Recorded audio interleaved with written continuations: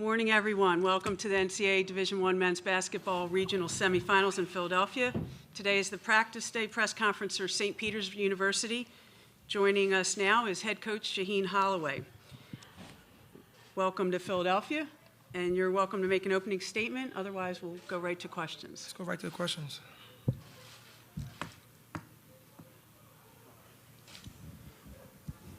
One of the comments I think you made, I think after the second round, you talk about your toughness of your kids being from Jersey and all this other stuff, which is probably true. But my question to you is that the kind of makeup of kid you're looking for with this program, and how much of your experiences you've been through this before as a player, how much of those experiences as a player that you bring to the table in coaching these guys up and helping them to be familiar with how to get through this kind of a situation? Yeah, you know what? I made that comment. I was answering a question that was asked. But yeah, typically those are the type of kids I like to recruit. You know, guys that are under-recruited, you know, have a chip on their shoulder with something to prove. Tough, hard-nosed kids, tough-minded. You know, I'm a coach that really get after my guys, so you gotta be a tough kid and tough-minded to play for me. And as far as my experience in the tournament, I just try to share a little bit with them, but not too much, because I wanted it to be about them, not about me. Just, you know, enjoy the ride, you know, understand who we are and where we are, and continue to keep working hard.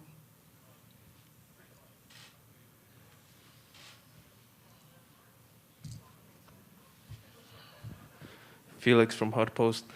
Obviously, the Cinderella run has lifted the spirits of an entire nation.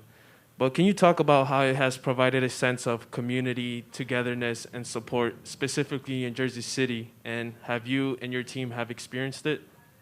No, it's been great. You know, not just Jersey City, just in general, right? With the last 2 years with COVID and everything been so down and so dark, right now just a time where, you know, especially in Jersey City and New Jersey, everybody's rallied around us. It's been tremendous. I mean, the support has been unbelievable. And that's just something that, you know, even before the pandemic, you know, St. Peter's, when I got there, I made sure that we did a lot in the community. That's important to me. But even now, like the send-off we had last night to come down here, we had about, I would say, 500 people there just to send us off. It was unbelievable. Let's go third row. Right here, right there. Thank you. And then pass it over. Yeah, Steve Edelson, Gannett, New Jersey. Hey, Shah. How you doing, Steve? What is the biggest differences between the team that was 12 and 11 and this team right now?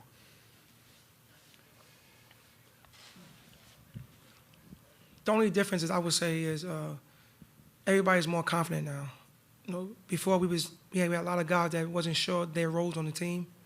A lot of guys that was still trying to find themselves and, you know, get back in shape and stuff like that.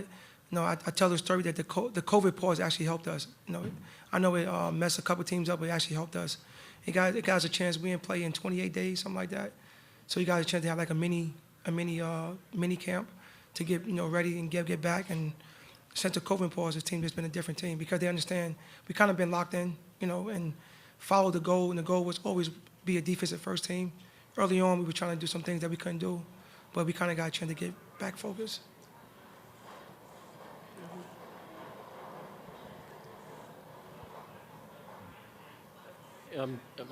Coley Harvey, ESPN. I'm curious, doing well. I'm curious about just the way this week has gone for you guys. You guys, you know, no one was really paying attention to you nationally, so to speak. There's been a little bit of a fame that's been attached to some of the players the last couple of days. How have they managed that with also trying to prepare for this game? You know, it's funny. It's a thin line, right? These guys work their butt off to get to this point, you know, and I want these guys to get the attention that they're getting because it's good. But it's also a distraction, you know. So Sunday, Monday, Tuesday, I let, you know, the media and everybody and the guys kind of do it. After yesterday, we kind of shut it down just to get back focused, understand that the task at hand, you know, we got to try to take care of business Friday night. But you know what? This group is good. You know, this group is older. You know, I got an older group, so the older guys understand, you know, what's at hand, and they kind of help the younger guys with it. This team has been Purdue team has been referred to as a sort of a Noah's Ark type of team. You know, two of every a Noah's what? A Noah's Ark type of team. They got two of everything. When you were trying to prepare for them, with so much to try to take away. Is there anything you've tried to maybe focus on more than others in regards to just being the mandatory requirement to do well tomorrow night? You trying to get a scouting report for them? Sure. Now, you know what? No, Purdue is a great team, very well coached, great players. You know, it's hard, man. You got to pick and choose your poison. You know, they got two very good big guys down low. They got great guards.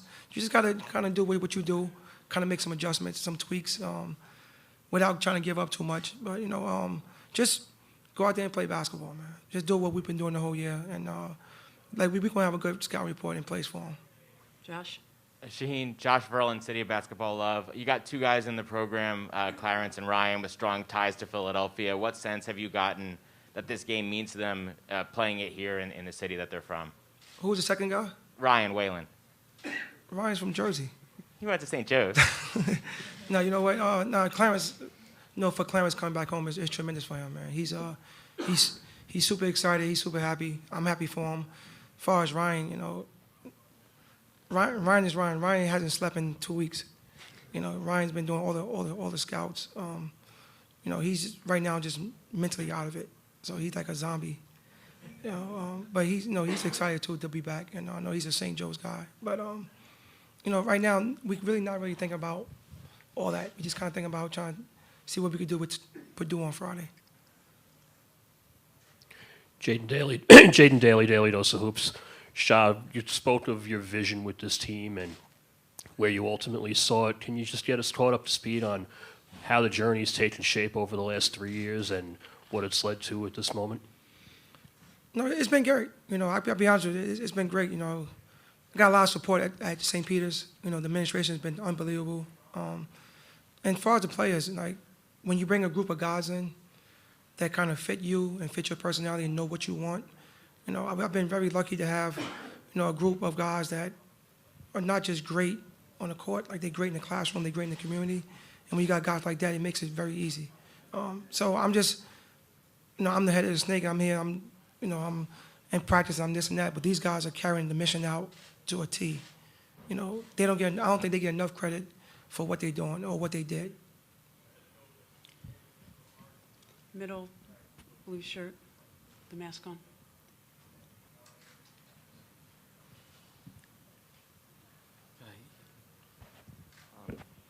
Zach Braziller, New York Post. Shad, no 15 seed has ever gotten to the Elite Eight. You know, you guys are the first New York area team to even get to this point in 22 years. Can you just put into context what Friday night means? No, it means everything, Zach. You know, like it's funny. Everybody keep talking about, you know, my team that played 22 years ago. Wow, jeez, getting old. I'm old. Like I'm we were older than together. you. She's my SID then. We were together. How about that? You know, it's great, Zach. You know, like you try not to think about that, right? I try not to put that kind of pressure on the team, right? We just try to take it one game at a time. But if that could happen, it'd be tremendous. I mean, unbelievable. Not just for New Jersey, like just for the tri-state area, period. To have a team representing an Elite Eight is something that, you know, you think about doing as a coach, right? It's hard to get to this point. So when you're here, you just got to continue to keep working and try to get further and further. Got one in the back, microphone. Adam Kilgore with the Washington Post. You mentioned the other day that you had a kid you weren't going to try to use in practice to try to mimic what Zach Edey does for Purdue. It didn't happen. It did happen. It didn't happen. I tried. Was I that tried two of them. It didn't happen. Was that Jerry that you tried with? Yeah, I would try to do it with Jerry. You know, Jerry's good, you know, but, you know, big fella from Purdue, he's a different animal. Excuse me, a different player. We pass to Dan Gelston. How you doing? Dan Gelston, the Associated Press. Has Doug been sharing his chicken wings with everybody yet, now that he has the NIL deal? Man, you know what?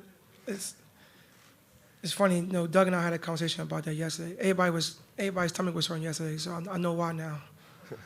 It's from the chicken wings. I'm just curious. You know, you've had a quote of yours on a billboard already. He's getting kind of his 15 minutes of fame with the NIL deal and the mustache as a Twitter account.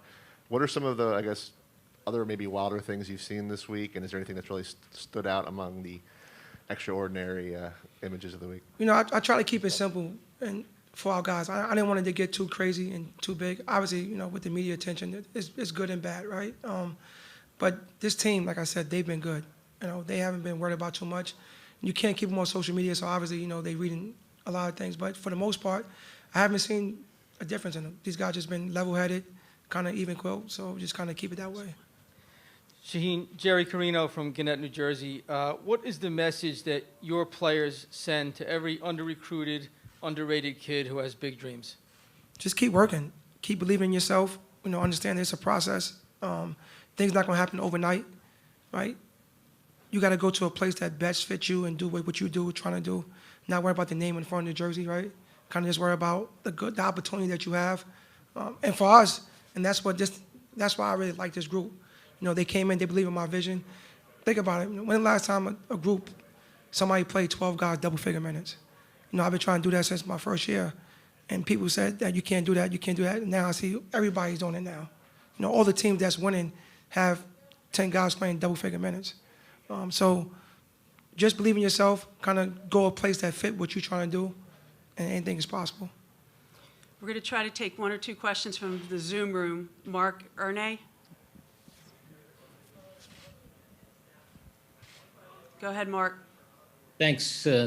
Coach, you talked about how your guys have been dealing with the distractions earlier this week. Obviously, there's a lot of news about you and what may lie ahead. How have you been able to block out all of the extra noise the last few days? Yeah, I don't worry about stuff like that. I don't deal with rumors. I don't deal with all that type stuff. I just kind of focus on the task at hand. The task at hand is try to, beat a good Purdue team on Friday night, and that's been my focus ever since last Saturday night. We'll go one more in the Zoom room. Daryl Johnson. Go ahead, Daryl. Yes, good morning. You talked about, your makeup and the makeup of the team being, making them built for this moment. Can you give us some examples of something you've gone through, something one of your players has gone through that made you ready for this moment? Well, I don't make this about me. This is about the players. If you look at our track record since I've been here, our non-conference schedule has kind of been built around that. My first year we played at Auburn, South Carolina, North Carolina State, Clemson. Then the second year we played at UConn, Providence, St. John's, Maryland.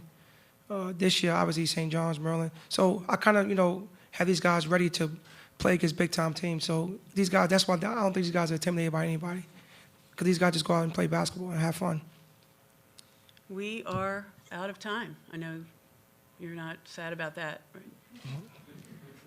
So we are going to dismiss Coach Holloway, and then we will bring in the St. Peter's student athletes. Perfect. Thank you, everyone. Thank you. Good luck tomorrow. Take care.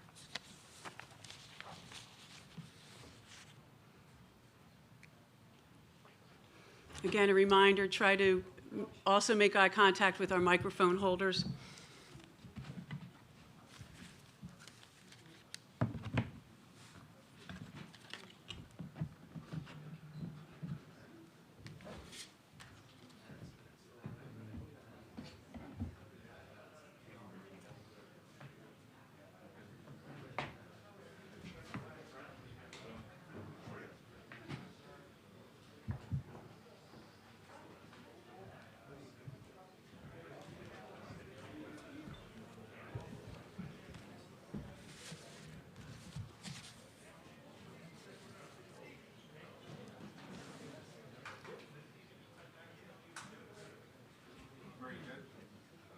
Yes. Okay, I think we're ready. Thanks, Dan. Yep, thank you.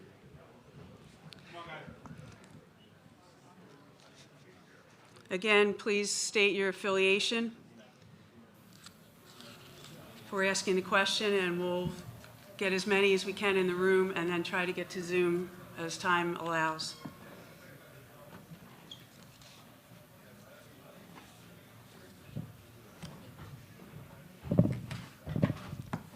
Find your name and grab a seat. Hi, how are you? This is the Practice Day press conference for St. Peter's University. Joining us are student athletes Darryl Banks III, Vicini Drame, Casey Nadefu, Hassan Drame, Matthew Lee, and Doug Eddard. What we'll do right now is that we're going to just start with questions. So again, identify yourself after you receive the microphone. Start over here.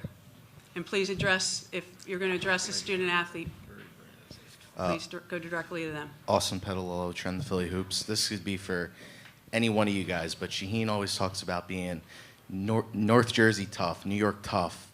What does that look like? Let's start. Hassan, do you want to start us off? Hey guys, well, Coach always talk about Jersey and New York toughness.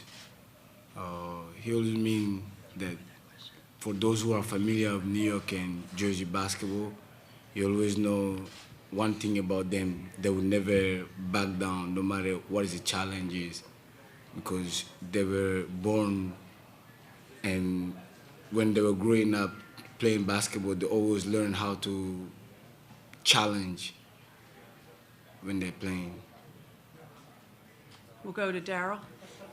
Yeah, so it's just being on this coast, in New York and New Jersey, you have a different type of toughness, a different type of swag with you when playing a game of basketball. It's always like a chip on your shoulder, really. It's just a different breed of basketball, and that's what all of us embrace when we play. Question.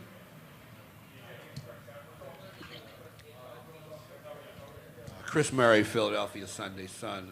My question to you guys, Coach talked about the that chip that you guys have on your shoulders and whatnot.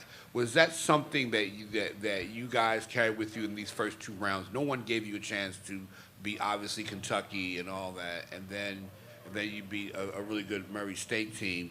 So I was just wondering, how much does that fuel you guys throughout your practices? How much do you think about that, the fact that you're in this moment now? Well, I feel like we've had that all year round. You know, this is who we are, and just being able to be on the big stage and finally show that this is what we do, and, you know, this toughness and chip on our shoulder is what we bring to the table. And definitely in practice, you know, Coach thrives on and shows us that we should bring that passion and that determination to the game and towards practice every day. Yeah, sorry. Oh, go ahead. I think that everybody on our team has a chip on their shoulder, especially our coach too. We're all looking to prove ourselves as a program, as a basketball team, and it starts in practice. Everyone's trying to compete against each other, so we can be able to execute the game plan for whatever game we're about to play. And up until recently, the chip on our shoulder is just getting bigger and bigger. We're still trying to prove ourselves. We're not satisfied with anything right now, and we're going to continue to keep that going. Jerry. Jerry Carino, Gannett, New Jersey. Guys, what is the message to every kid out there who's underrated, under-recruited, but has big dreams to be on a stage like this? One of you want to start? Hassan or Doug? Well, my message to any kid that's being under-recruited and considered an underdog is just to keep putting in hard work. Hard work always prevails. The cream always rises to the top. So as long as you keep working hard and putting in your work, you're going to be good.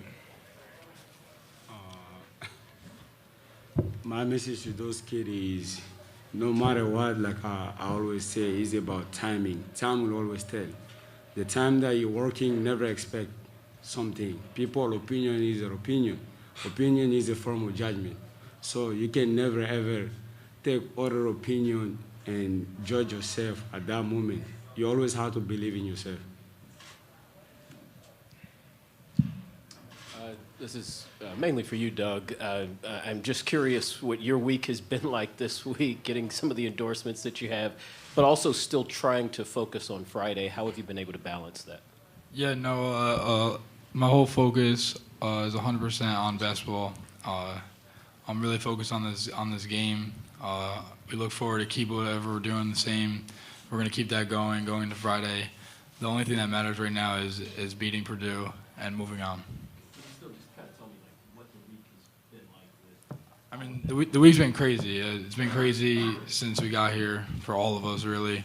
And we're trying to get our priorities straight, but it's very clear that our priority is getting the win. Thank you. Josh?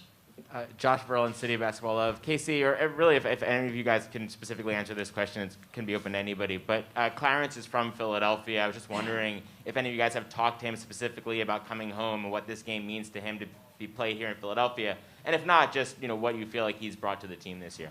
Casey, why don't you address that? Thank you. Yeah, most definitely. We know this is Clarence's hometown. He's very hyped about coming back home and representing back home and, being on this big stage his freshman year. And Clarence definitely has bring a lot of passion and definitely drive to our team. He's a big part of our team and what we do here. Having a kid from Philadelphia, they have toughness too.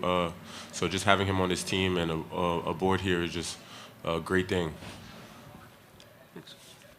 Tom Brew from Sports Illustrated, Purdue. Daryl, can you tell us a little bit about what just that emotional ride is like, though, from going through last weekend and winning a couple games and then having some time off and then trying to get back into basketball mode here in the last day or two? Doing what we're doing right now is just going to go down in history. All the hard work we put in is paying off at this time. But like we've said earlier, we're not done yet. Once it happened, the next day we're moving past it. The past is the past. We got to focus on the next game and the game plan, and we're just going to go out there, execute, give it our all, and that's it. Back to Dan Gelston. In the back, the green. Oh, okay, go ahead. Zach Brazil, New York Post. Casey, I ask for you, could you just put in context what this opportunity means? No 15 seed has ever made an Elite Eight. It's 22 years since a New York City area team has even gotten to this stage. And, you guys have gone from basically, off the radar to kind of the sports story in the country right now. This is an amazing opportunity. This opportunity is surreal and our feelings are surreal. But just staying the course and sticking to the game plan and executing the game plan is our main focus. And just staying consistent with what we do is what we're trying to do here.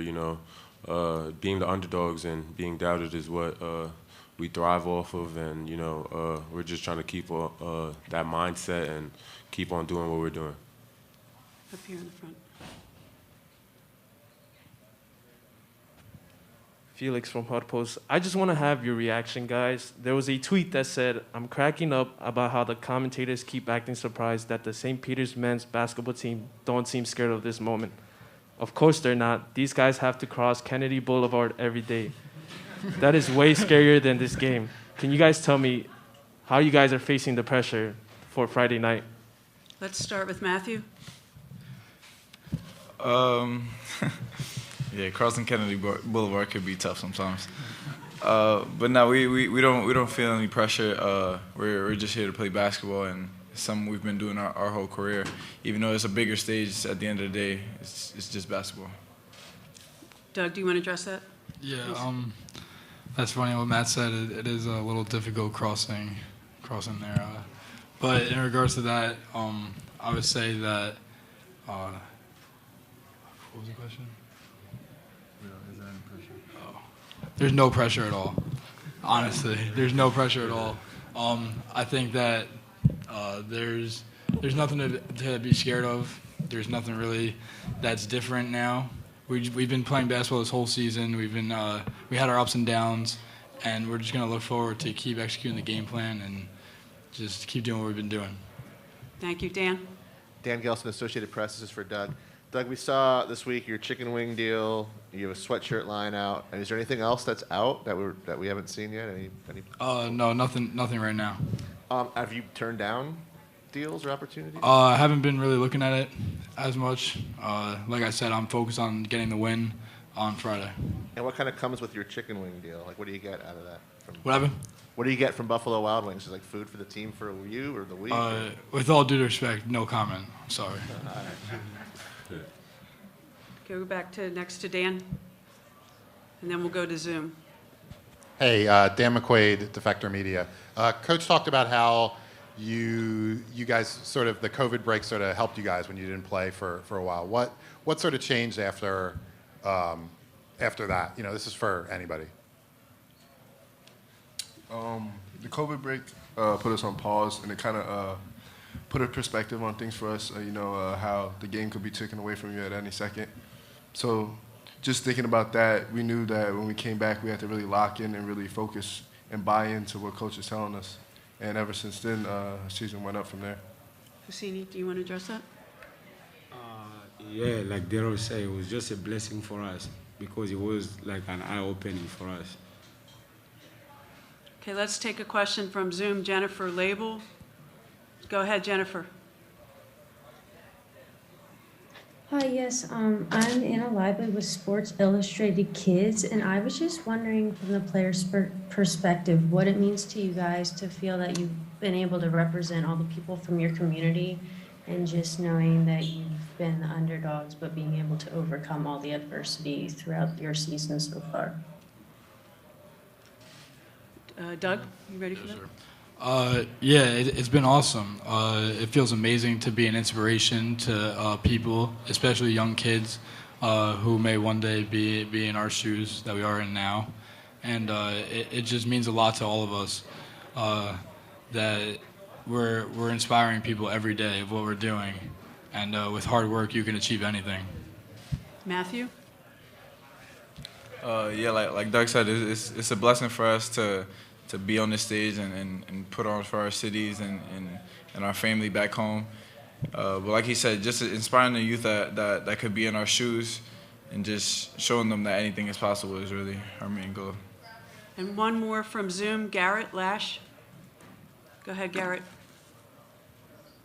Hey guys, I'm Garrett Lash with Mid-Major Madness. So kind of statistically all season, it's kind of been reflected that the defense is the strength of your team, and it definitely makes sense with some of Coach Holloway's comments all year. But in the tournament, offensively, you guys have been fantastic against the likes of Kentucky and Murray State. Is there something that you guys have been focusing on to help, that you feel like has really made it all come together, or is this just what you guys have been doing all year and it's just, on the biggest stage now?